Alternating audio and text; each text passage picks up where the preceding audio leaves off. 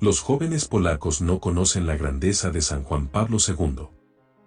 El largo pontificado hizo de Juan Pablo II el papa de varias generaciones.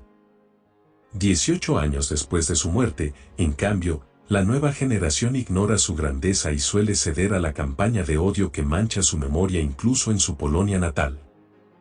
El 2 de abril de 2023 se cumplirá el 18º aniversario de la muerte de Juan Pablo II. Esto significa que los nacidos después del final del tercer pontificado más largo de la historia alcanzarán la mayoría de edad. Más de 26 años de ministerio han hecho que Karol Wojtyła se convirtiera en el papa de varias generaciones, una cifra que era imposible, al menos, no conocer para cualquiera que tuviera 20 años entre 1978 y 2005. Imagínate Polonia, el país que dio nacimiento del primer papa no italiano después de 455 años. Casi 18 años después, sin embargo, la opinión pública nacional descubrió con sorpresa que muchos jóvenes conocen solo superficialmente quién fue el gran santo polaco y nunca han leído sus encíclicas u homilías. En una interesante investigación de la oficina de prensa de la Archidiócesis de Cracovia, de hecho, algunos estudiantes entrevistados se quejaron de que hay demasiado del Papa en el espacio público y no lo suficiente de su verdadera enseñanza. Otra aguda observación de un joven polaco recogida en el artículo subraya cómo es necesario volver constantemente a la enseñanza de San Juan Pablo II.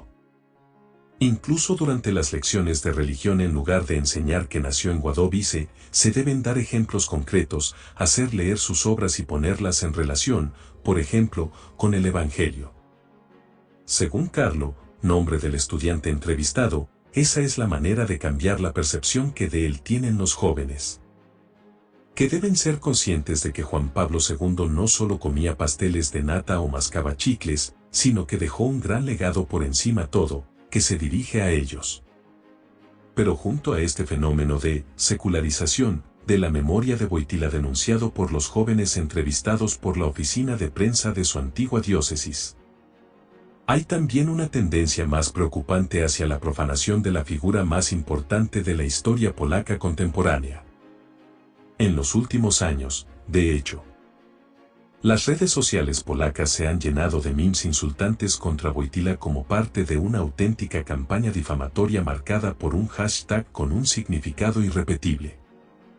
Los autores de esta campaña intentan a diario empañar la figura de Juan Pablo II atribuyéndole injustamente la responsabilidad del escándalo de la pederastia en la Iglesia.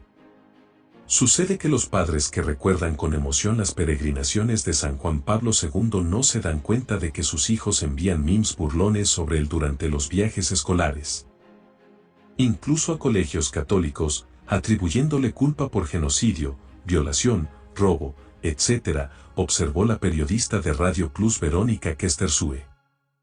Subrayando así esta división generacional existente en una parte de la sociedad polaca.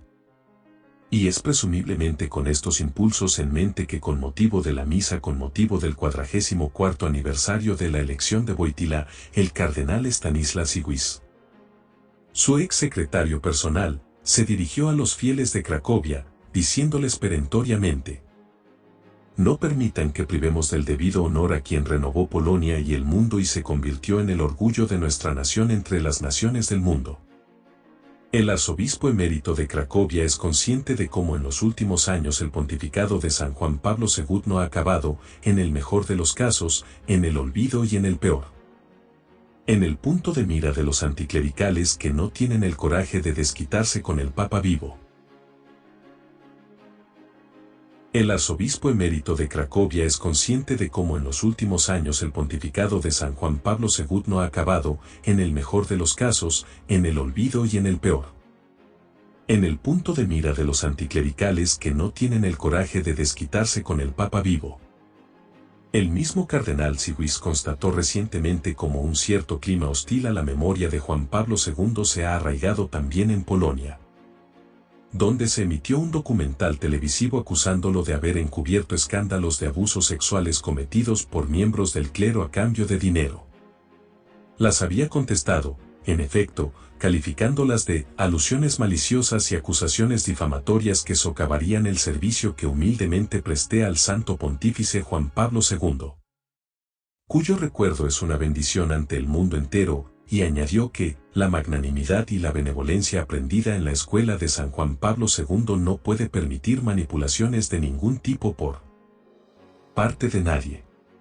Por tanto, ni siquiera de forma demasiado implícita, el secretario había interpretado aquellos ataques dirigidos contra él como una forma indirecta de cuestionar el pontificado boitiliano.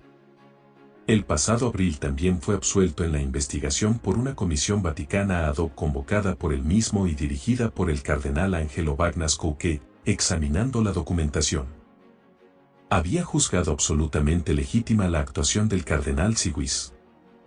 Ante todo esto, ¿cómo defender el legado luminoso de este santo entre los jóvenes contemporáneos que no lo han conocido en vida? Una respuesta significativa proviene de uno de los estudiantes entrevistados en el artículo mencionado de la Archidiócesis de Cracovia. Nicolás, para quien, lo más importante es que los sacerdotes y los laicos no tengan miedo de las controversias que rodean a San Juan Pablo II.